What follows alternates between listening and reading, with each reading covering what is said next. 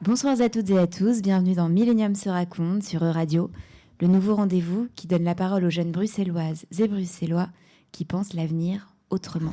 On danse, on va chacun, chacune, on joue la chance, au retour on embrasse les lunes, on rêve, on danse, on va chacun, chacune, on joue la chance, au retour on embrasse les lunes, on rêve, on danse, on va chacun, chacune, on joue la chance, au retour on embrasse les lunes, on joue sa chance, au retour on embrasse la lune. Vous êtes sur Euradio. Dans Millennium se raconte, le rendez-vous des jeunes bruxelloises et bruxellois avec le futur.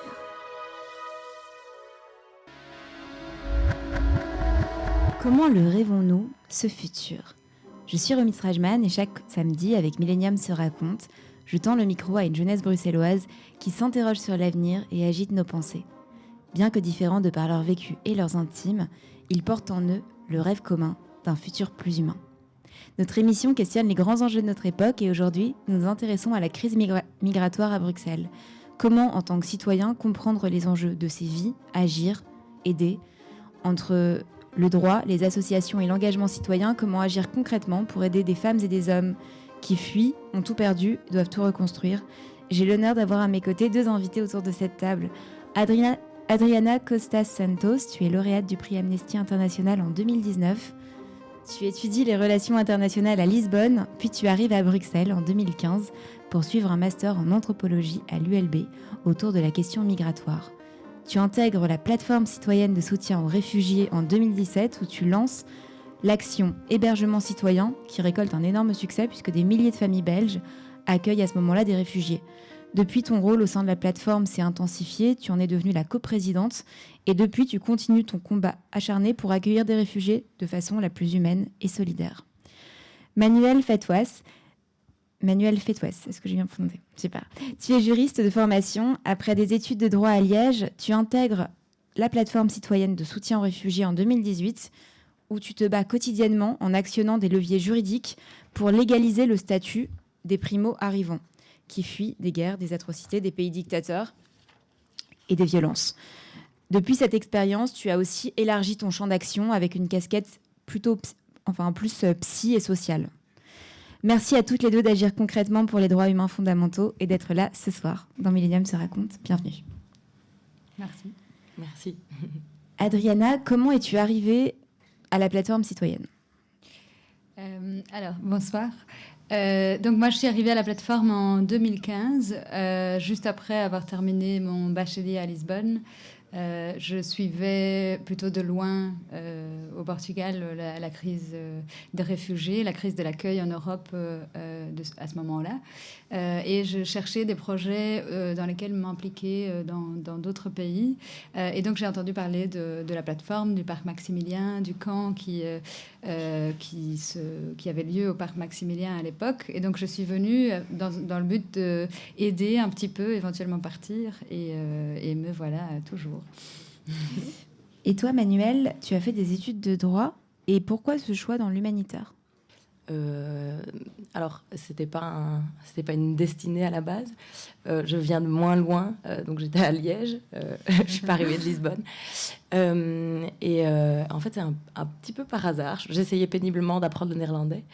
Et j'ai rencontré dans mes cours une fille qui m'a parlé de la plateforme. Et je venais à l'époque de m'installer à Bruxelles et j'avais du temps à consacrer. Et je me suis dit que pourquoi pas le consacrer à une cause qui me semblait juste et utile. Et donc, j'ai passé le pas de la porte de la plateforme comme bénévole, à l'époque. Mais voilà, c'est un peu des hasards qui m'ont amenée là-bas. Et Adriana, est-ce que tu peux nous expliquer ce qu'est la plateforme citoyenne dont tu es maintenant coprésidente et les actions que tu mènes au quotidien ? Alors, la plateforme existe maintenant depuis 2015. Il y a eu une adaptation permanente aux différentes disons, crise, mais aux différents moments de la migration dans l'urgence ici en Belgique. Donc, si la plateforme s'est créée en 2015 avec l'urgence au parc, l'arrivée de centaines et puis des milliers de personnes qui n'étaient pas, à l'époque, tout de suite prises en charge par l'État au moment où ils entamaient leur demande d'asile, assez rapidement, la situation s'est stabilisée pendant l'année 2016. Et donc là, c'est quoi le chiffre, en fait, aujourd'hui? Combien, en fait, de réfugiés en Belgique? Est-ce que vous avez à peu près des chiffres? Évidemment, gênant de ne pas savoir répondre. Non, c'est pas grave. Nous, on dit nombre d'arrivées, moi non plus. Okay. Mais en tout cas, donc pendant l'année 2016, la plateforme s'est beaucoup plus concentrée sur l'accompagnement, plutôt en deuxième ligne, donc un peu le travail que Manu a fait dans l'accompagnement socio-juridique des demandeurs d'asile. Et puis, fin 2016, l'été 2017, suite au démantèlement de la jungle à Calais, on a vu une nouvelle arrivée de personnes à ce même lieu, au parc Maximilien. Là, cette fois-ci, principalement des personnes qui étaient en transit, qui traversaient Bruxelles pour aller vers d'autres destinations et qui se trouvaient non seulement pas prises en charge et donc sans abri et dans une grande détresse et vulnérabilité, mais aussi victimes de rafles et d'interventions de police qui cherchaient à arrêter un maximum de personnes, à les mettre en centre fermé et donc à résoudre une crise humanitaire finalement par la répression policière. Et donc c'est là que... il y a toute une série d'activités dans l'urgence qui se sont relancées. Donc, avant tout, des distributions de nourriture, de vêtements, de produits d'hygiène, vraiment de répondre aux besoins qu'on retrouvait sur le terrain. Et puis, assez rapidement, l'hébergement aussi, parce que d'un côté, il fallait pouvoir proposer un toit, un lit, une douche à des personnes qui étaient dehors depuis, pour certaines, plusieurs mois, mais aussi pouvoir leur protéger de cette violence qui était la seule réponse qu'elles recevaient en arrivant en Belgique. Voilà. Et est-ce que tu pourrais nous en dire plus sur les profils justement des primo-arrivants que vous accueillez dans la plateforme et quelles sont les causes de leur arrivée et quels sont les profils les plus représentés en ce moment? Je laisserai peut-être après Manuel me compléter. Donc, contrairement à l'origine de la plateforme, donc en 2015, on voyait principalement des personnes arrivées de Syrie, d'Irak, d'Afghanistan, et qui, a priori, demandaient l'asile à partir du moment où elles arrivaient en Belgique et après étaient... progressivement prise en charge par l'État. Ici, en 2017, on a vu arriver principalement des personnes venues du Soudan, où il y a des conflits ethniques, un génocide qui a eu lieu dans la région du Darfour. Aussi beaucoup de personnes très jeunes venues d'Érythrée, où il y a un service militaire obligatoire qui commence très tôt, à 14 ans. Donc, pour beaucoup... ils ont fui avant l'âge de 14 ans et ils arrivent ici. Et qui restent à vie, tu me disais. En fait, une fois qu'ils intègrent l'armée, finalement, ils sont plus vraiment libres. Ils doivent rester, quoi. Oui, c'est ça. En fait, il n'y a pas de... Le service militaire est illimité. Donc, c'est pas nécessairement à vie qui vont rester dans l'armée, mais il n'y a pas de limite de temps. Donc, a priori, c'est considéré comme, en fait... Ils sont entre les mains du travail forcé, de c'est l'État. ça. Ils sont entre les mains de l'État. Au service de l'État, sans possibilité. Et la plupart du temps, quand ils terminent leur service militaire, on les place dans des postes qui n'ont absolument pas eu le libre choix de décider. Et donc, Manuel, quelles sont les étapes juridiques pour la demande d'asile jusqu'à l'obtention d'une légalisation? Est-ce que tu peux nous expliquer un peu Alors, c'est un peu un parcours du combattant et de la combattante. Il y a plusieurs étapes et c'est assez compliqué. Je pense que c'est un peu en partie... Si tu veux nous expliquer un cas. Oui, peut-être si j'y pense, ouais. Il y en a beaucoup. Hein. Mais globalement, donc, quand les personnes arrivent ici en Belgique, elles doivent aller introduire leur demande d'asile au Petit Château, à Bruxelles. Donc, il y a un endroit où introduire les demandes d'asile. Et donc, elles doivent, ce jour-là, déposer leurs empreintes. Ce qui signifie, c'est très illustratif, mais c'est vraiment le cas. Elles doivent mettre leurs empreintes digitales qui sont du coup encodées dans un système européen Et c'est à travers ce système-là que les autorités voient si elles sont passées par d'autres pays européens avant. Et c'est c'est ce qui détermine si les personnes vont se retrouver dans des procédures. Bon, c'est un peu, voilà, c'est du juridique, c'est du jargon juridique, mais finalement, c'est ce à quoi font face les personnes qui introduisent des demandes d'asile quotidiennement. Et donc, elles vont se retrouver dans des procédures qu'on appelle Dublin, qui est lié au règlement Dublin, qui est censé déterminer la charge, entre guillemets, la répartition des demandes d'asile en Europe.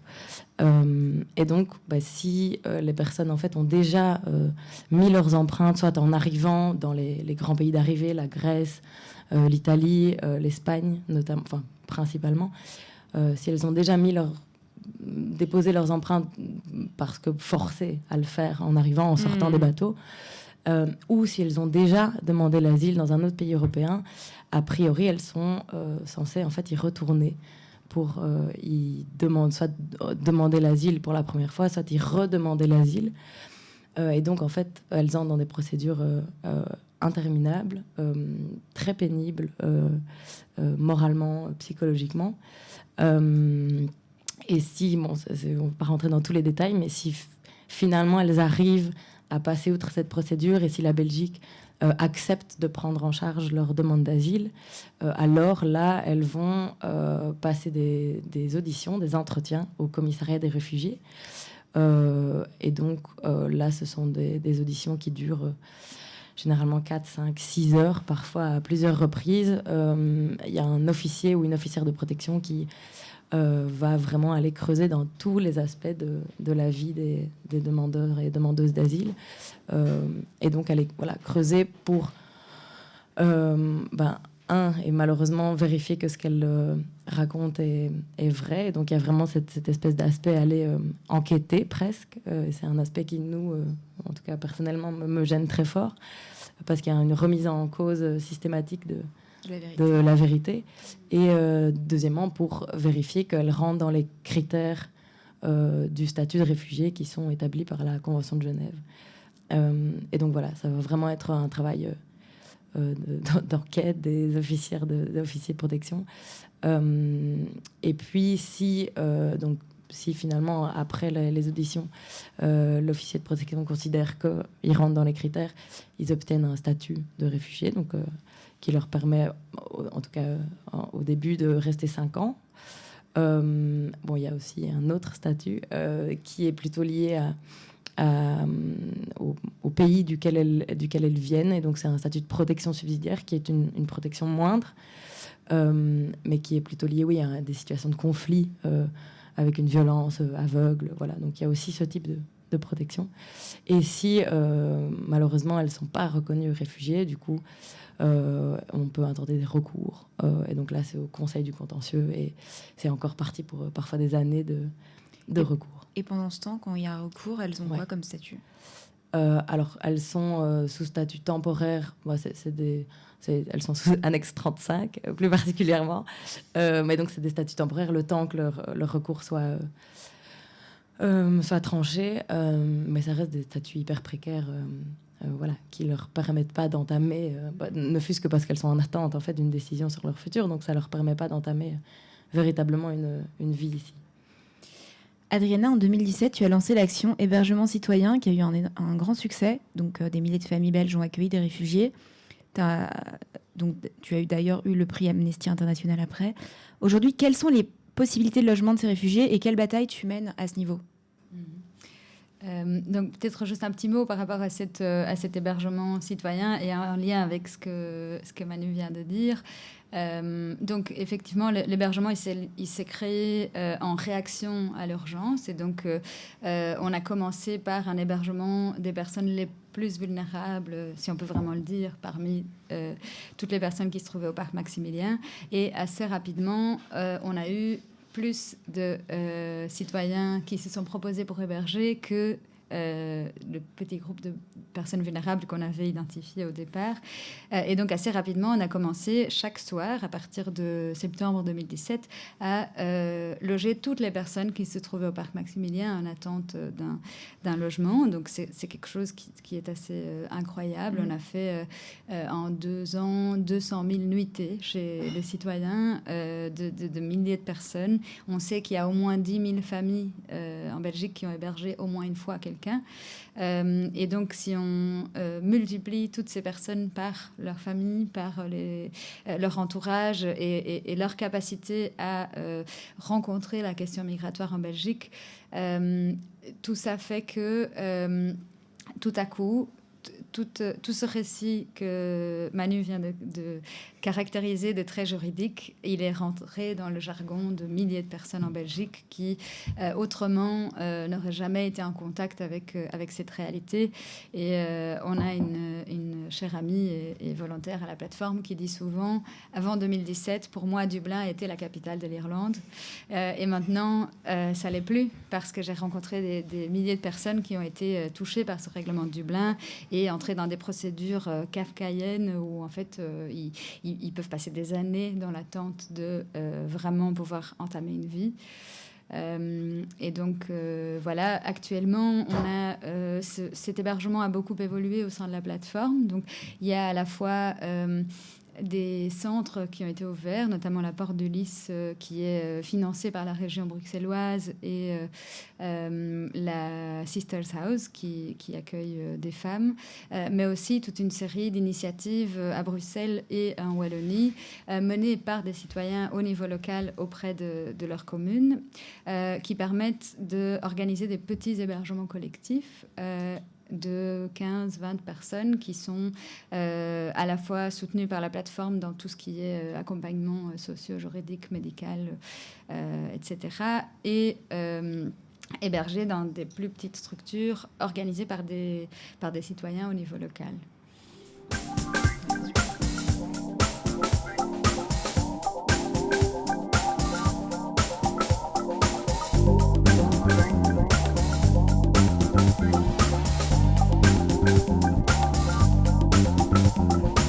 Si tu voyais ce crépuscule, le long d'une baie, la terre qui brûle, des hommes en transe qui se déhanchent, aucune maîtrise de leur essence.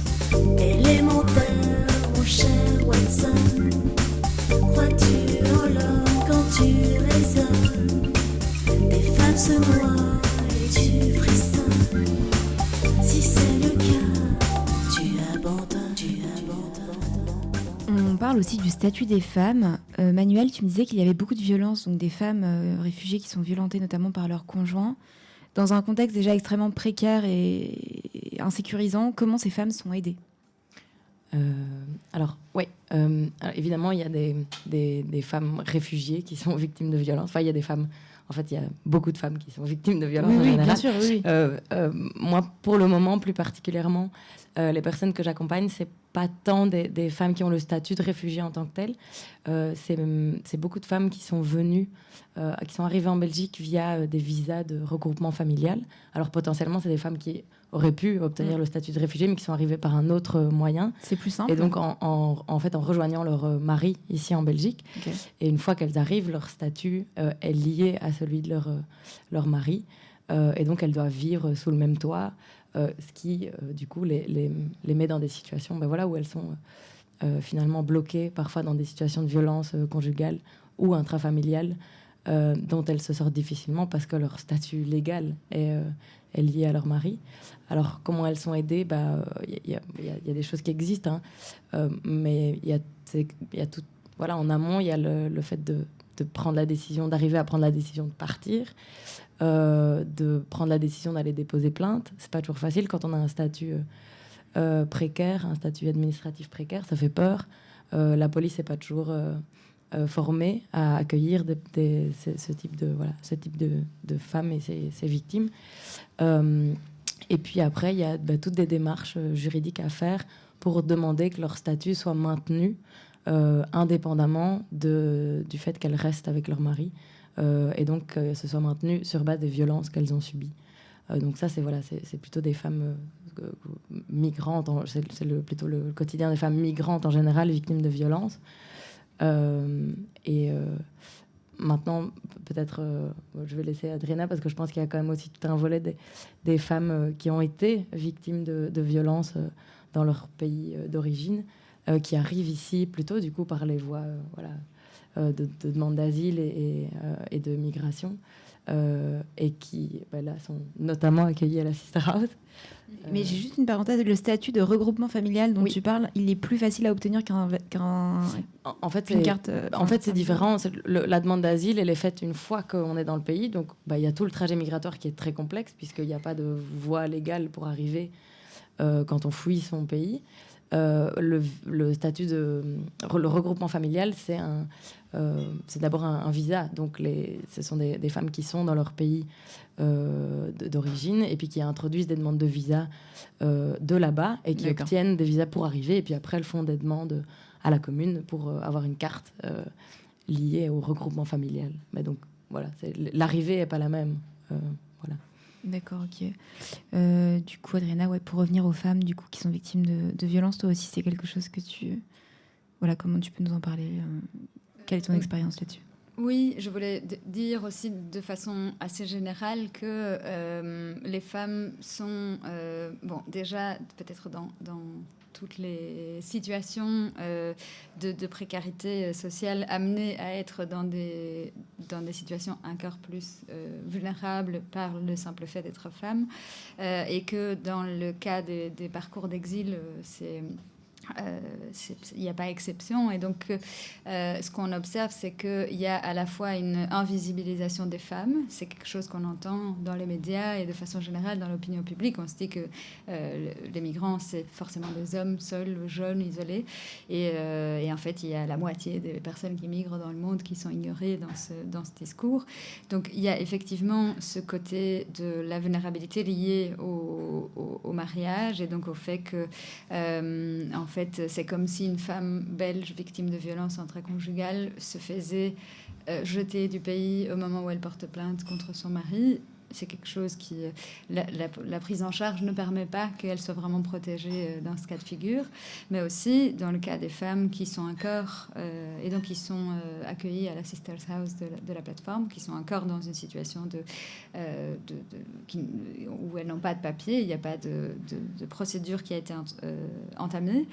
Ce sont principalement des femmes qui ont subi des violences dans leur pays d'origine, des mariages forcés, des mutilations génitales, des rapports de domination de tout type, et qui ont été particulièrement victimes de violences genrées sur le chemin, parce que souvent on demande aux femmes d'avoir un peu leur corps comme monnaie d'échange, de subir des abus sexuels tout au long du parcours.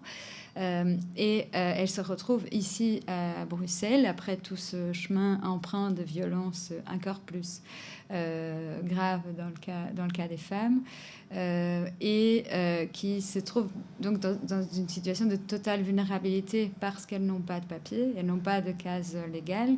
Et donc, comme disait Manu, le moment, par exemple, s'il y a une violence qui se passe ici à Bruxelles, c'est quelque chose qui est assez courante.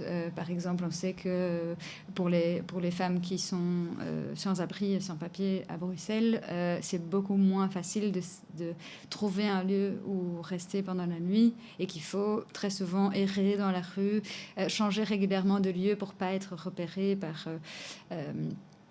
des potentiels agresseurs, et qu'il y a toujours le risque de, une fois qu'on va porter plainte pour une violence, par exemple, dans un commissariat de police, qu'il y a une vérification du statut légal, et donc que l'Office des étrangers soit appelé à se prononcer sur cette personne. Et donc, au-delà du fait de se retrouver en rue et plus à même de vivre ce genre de violence, les possibilités d'être protégé et de porter plainte sont représente un risque. Donc voilà, il faut pouvoir choisir, soit on porte plainte, soit on reste en liberté, très souvent.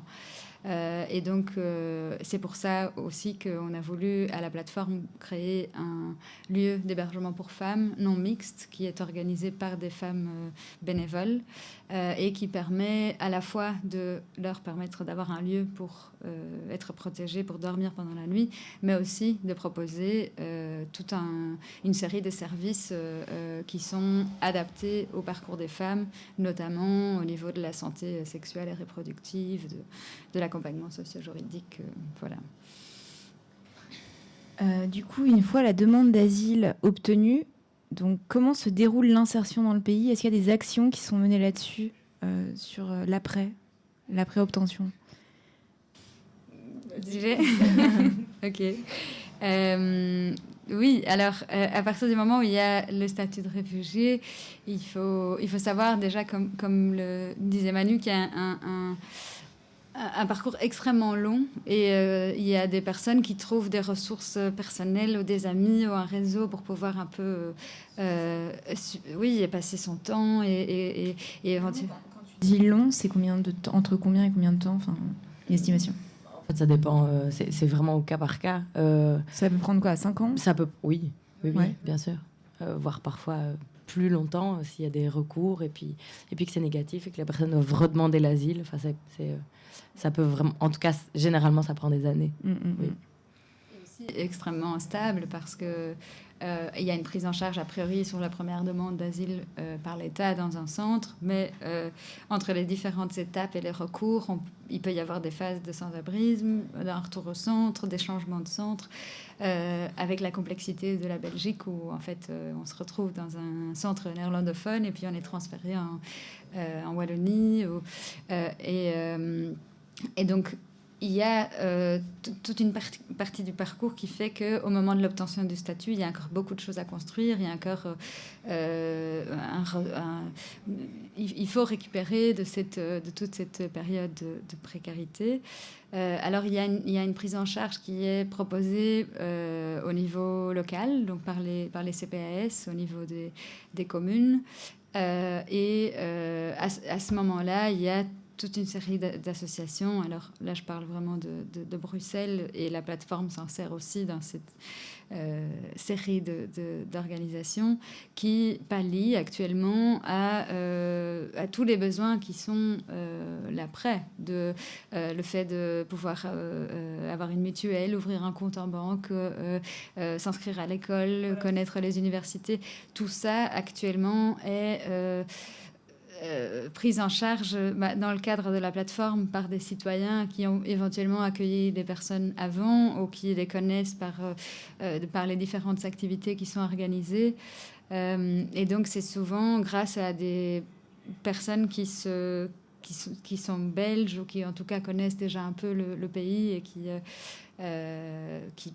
proposent d'accompagner que c'est organisé. Si je peux... Je trouve ça assez bouleversant et formidable de voir parfois quand on compare la différence entre une personne qui serait passée par une hébergeuse ou un hébergeur à une époque à une étape de sa procédure et du coup qui a noué des contacts à travers ces familles, qui du coup a pris des cours avec X, a rencontré Y qui finalement va lui proposer un petit boulot quand il aura ses papiers, et des gens qui en fait n'ont pas eu accès, ou en tout cas n'ont pas eu la possibilité d'entrer en contact avec des familles hébergeuses et qui ont fait tout leur parcours dans des centres d'accueil au fin fond de la Wallonie, parfois dans les campagnes où il n'y a quasi pas Internet. J'exagère un peu, mais il y a des centres où c'est le cas, qui en fait se retrouvent un peu démunis parce qu'il n'y a pas eu de préparation à ce moment-là. Il n'y a pas eu de création de liens avec des citoyens, des citoyennes. Et c'est assez fou de voir, et assez inspirant en fait finalement sur le modèle d'accueil qu'on devrait peut-être mettre en place plus généralement. Et du coup, Adriana, aujourd'hui, où se situe l'urgence d'action en tant que citoyen chaque citoyen en ce moment vit aussi une crise économique, politique assez globale, mais comment chacun peut agir pour aider, où se situent les potentielles point d'action?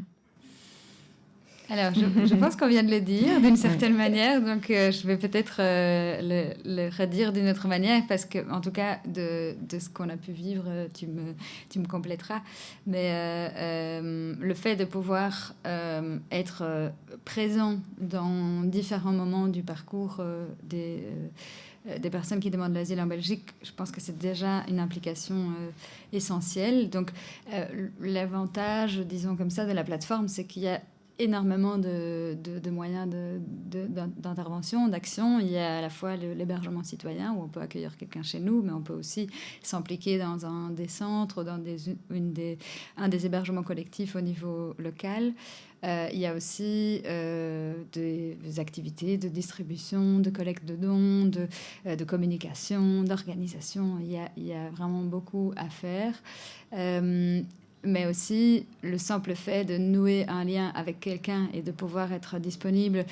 Parfois, rien que le fait de parler français et de pouvoir aller en rendez-vous avec quelqu'un et essayer de faire en sorte que ses droits soient respectés, qu'il arrive ou elle à vraiment s'exprimer sur sa situation, le fait de pouvoir aider quelqu'un à chercher un appartement sur ImoWeb, de pouvoir accompagner pour une inscription à la mutuelle. Il y a toute une série de choses qui en fait semblent évidentes à quelqu'un qui est là et qui a grandi ici. Moi-même, en venant du Portugal, j'ai dû découvrir beaucoup de choses à ce niveau-là, donc c'est vraiment parfois essentiel d'avoir juste quelqu'un à qui on peut demander. Voilà. Et du coup, toi, Manuel, tu me disais vouloir te réorienter aussi plus vers le social, de ce que j'avais compris, dans une vision plus globale en fait des problématiques des nouveaux arrivants. Tu peux nous en dire plus par rapport à ça?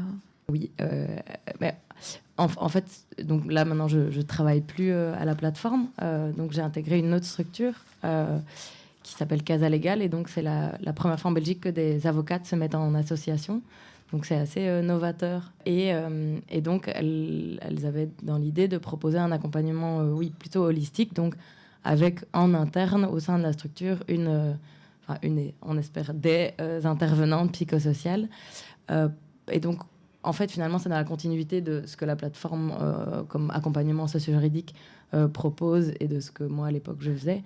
C'est l'idée de faire du multidisciplinaire et de vraiment créer un réseau autour des personnes qu'on accompagne, de mettre en place, de créer du lien et de mettre en place plusieurs intervenants, mais que toute cette action soit réfléchie et soit un peu coordonnée, parce que on remarque, et notamment à des stades plus avancés de leur procédure, qu'il y a parfois beaucoup d'intervenants, mais qu'il y a très peu de liens entre les différentes structures. Il y a des pertes d'informations. Les personnes, en fait, parfois sont perdues dans leur accompagnement psychosocial, s'y retrouvent plus. Et donc là, ça déforce complètement l'objectif. Et donc, au sein de Casa Legal, l'idée, c'était un peu de regrouper ça et d'avoir la casquette avocate qui permet d'entrer dans les instances d'asile et qui a vraiment une idée de défense des intérêts, et la casquette psychosociale qui permet de mettre en place un accompagnement qui n'est pas juridique, mais qui se complète. Okay. Et donc alors Adriana, toi tu parlais dans une interview de ton grand-père résistant au Portugal et il disait les temps durs créent des gens forts. C'est quoi ta philosophie? Parce que voilà, tous les jours tu te bats pour une situation qui est extrêmement dure, tu es sur le terrain. Quelle est ta philosophie sur le combat que tu mènes? Le sens. Alors, oui, c'est vrai que mon grand-père, c'est quelqu'un qui a été toujours très, très inspirant dans ma vie. Et on souriait parce qu'on en parlait avant de venir ici. Il y a quelque chose que j'ai appris de mon grand-père. Il y a à la fois... Donc, il était résistant pendant la dictature au Portugal de Salazar jusqu'en 74. Donc, il n'y a pas si longtemps que... dans mon histoire familiale, il y avait une situation de dictature avec tout un manque de liberté et tout cela. Et donc, ce que j'ai appris de mon grand-père, c'était à la fois ce travail de résistance, de par la distribution de flyers, des réunions secrètes, de l'accompagnement et de l'hébergement aussi de prisonniers politiques et de réfugiés qui étaient liés à la résistance. Mais surtout, la majorité du temps, leur action se basait sur le fait d'amener la culture et l'art dans des villages qui étaient très pauvres et très perdus, loin de la ville. Et en fait, c'était parfois tout simplement des projections de cinéma, des petites bibliothèques de village, le fait de lancer le débat, de proposer aux gens d'avoir d'autres sources d'information que la propagande de l'État. Et en fait, si ça c'est quelque chose qui m'inspire, c'est aussi parce que je pense que ici l'action et l'histoire qu'on vient de raconter est faite de énormément de dimensions, notamment de la sensibilisation, et quelque chose que je trouve très importante à mettre en place, c'est vraiment le fait qu'on soit conscient de la place de l'autre et qu'on se mobilise aussi pour en savoir plus. Et ici, ce qu'on voit par la plateforme, c'est qu'il y a toute une série de lieux. Nous, on a peut-être commencé à s'impliquer pour l'accueil des réfugiés. Et donc, on a rencontré les centres d'accueil, les centres de détention, les salles d'attente des hôpitaux, toute une série de lieux où ces personnes transitent dans leur parcours. Et progressivement, avec l'hébergement, on a commencé à voir ces espaces habités par d'autres citoyens. Et en fait, le fait de trouver des personnes qui ne seraient pas amenées à fréquenter ces lieux si ce n'était par des actions de solidarité, je trouve que c'est très riche pour la société, le fait de pouvoir parler en connaissance de cause, de pouvoir se mobiliser pour quelque chose qu'on connaît et qui nous dit quelque chose de par notre expérience. Et toi, Manuel, être en contact avec ces femmes, ces hommes qui doivent tout reconstruire et qui arrivent d'un autre pays et qui doivent s'adapter, etc. Comment ça change ton rapport au monde aussi, et comment être en contact avec eux, ça peut toi aussi te faire changer? C'est une grande question. Ou ça t'a fait changer? En quoi ça a remis en question peut-être des choses personnelles? Certainement, ça m'a fait changer. Je pense que ça m'a permis d'être moins centrée sur moi-même et de me rendre compte de ce qui se passait autour de moi. Et en fait, qu'il ne fallait pas aller très très loin pour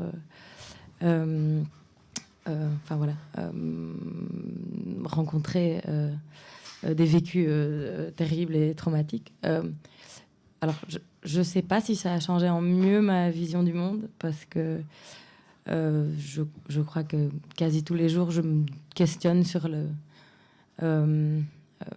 sur l'humanité et le fait que des gens puissent faire subir à d'autres des choses aussi terribles que celles qu'on a déjà entendues. Donc, je suis pas sûre que ça ait amélioré la vision que j'ai globalement du monde, malheureusement. Mais le fait de combattre, ça doit quand même donner un sens, parce que oui, évidemment, bien sûr. Tu actives des leviers pour les aider, justement. Oui, évidemment, ça donne un sens. Et après, il ne faut pas tomber dans les écumes du syndrome du sauveur, parce qu'on peut vite tomber dedans. Et que c'est pas beaucoup plus sain. Donc, il faut quand même essayer de garder aussi les pieds sur terre et de se dire qu'on est toujours finalement des micro-gouttes d'eau dans le parcours des gens qu'on croise. Même si on essaie de faire les choses du mieux qu'on peut. Mais c'est clair, en tout cas, si j'ai pu observer quelque chose, c'est à quel point les personnes peuvent être résilientes et faire preuve de courage et de ressources qui sont complètement étonnantes. Alors, j'aime pas trop quand on dit ça me permet de prendre du recul sur ce que je vis, parce que je pense que chaque personne qui vit quelque chose finalement doit le vivre pleinement, peu importe si c'est grave ou pas. Il n'empêche que parfois ça me permet aussi de me dire bon, c'est pas si grave ce que tu es en train de vivre d'émotionnel ou de oui, ça permet quand même parfois de remettre en perspective ce qu'il y a d'important et ce qui est un peu plus accessoire, je crois.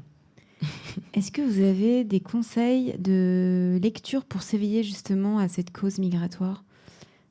Comment voilà, gagner en conscience? Est-ce qu'il y a des œuvres qui vous ont aidé tout au long du chemin?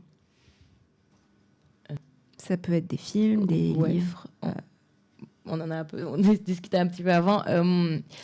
Moi, j'ai lu les 3 tomes de l'Odyssée d'Hakim, qui du coup est un roman graphique par Fabien Toulmé. Je suis pas sûre je crois que c'est comme ça. Et c'est vachement accessible. Je pense que même pour des enfants, c'est une bonne manière en fait de parler de ça. Donc c'est vraiment le récit d'un Syrien qui part et qui passe par la Grèce et qui arrive jusqu'en France. Et moi, j'ai trouvé ça vachement bien fait et accessible. Et toi, Adriana? Alors ici, il y a un film qui me vient en tête qui n'est pas forcément lié à la question migratoire. Je suis très mauvaise en titre et à me rappeler des noms des choses que j'ai vues.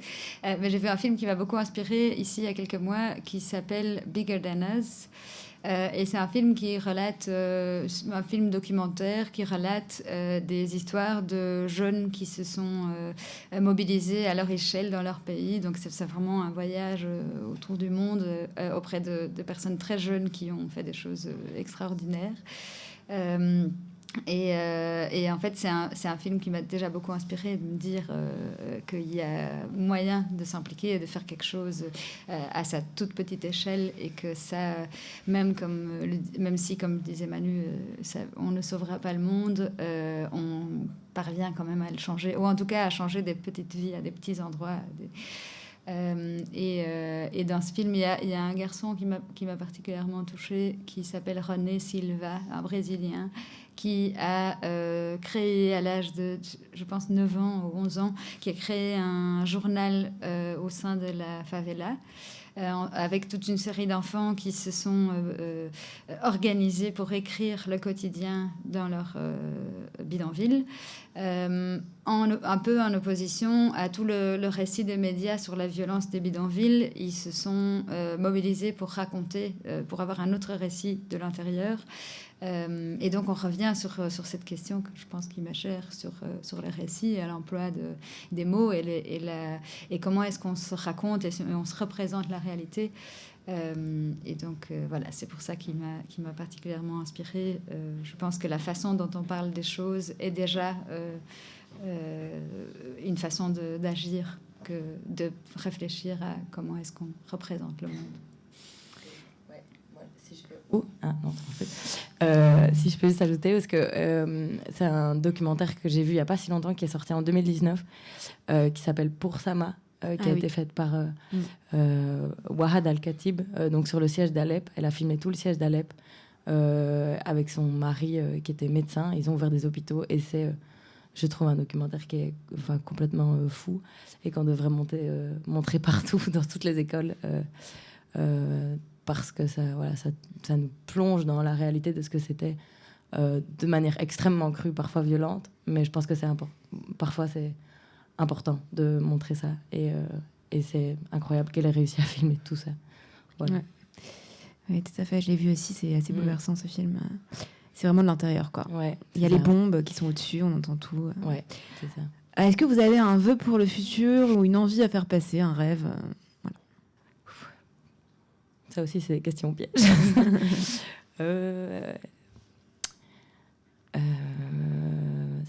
Ça peut être simple.